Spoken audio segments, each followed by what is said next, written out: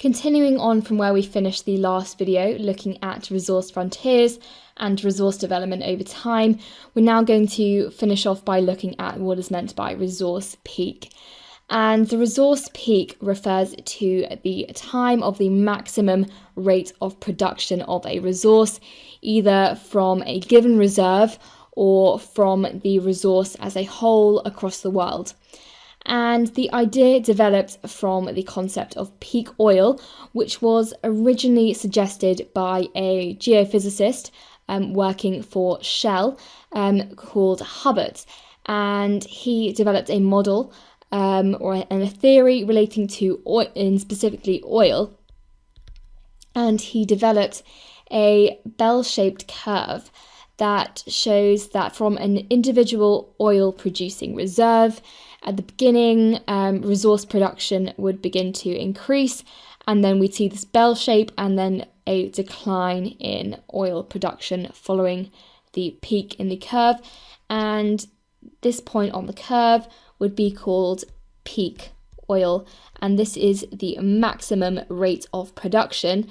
And essentially this can then also be applied for all types of other fuels such as coal, natural gas, and other minerals such as copper and iron and so on. So it doesn't just apply to oil, but he developed this theory in relation to oil. So the reason we get these bell-shaped curves is because as oil is extracted, and even despite advances in technology, in relation to the US oil industry, it could not produce oil at its former rate because the reserves for oil were not available because they were being used up. As we learned in previous videos, things like oil and fossil fuel are stock reserves and they're finite, so they cannot be used up without depleting the reserve. However, more recently, we've had the development of a process called hydraulic fracking, or more commonly just known as fracking. And this was a technology developed to exploit unconventional reserves and has allowed more oil to be extracted from reserves that were being depleted, and kind of like finish it off and scrape the barrel of all the oil available. And this has slightly changed this bell-shaped curve, which Hubbard originally predicted, and it's allowed a slight oil production rebound in the United States.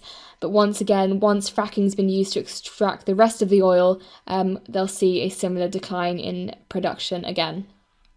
So the peak production curves that we just looked at, such as this curve, is also called a Hubbard curve, so you might see it referred to of that. Hi guys! To continue watching this video and unlock hundreds of other super concise and exam board specific A-level geography videos, just click the button. Join me today and together let's make A-level geography a walk in the park.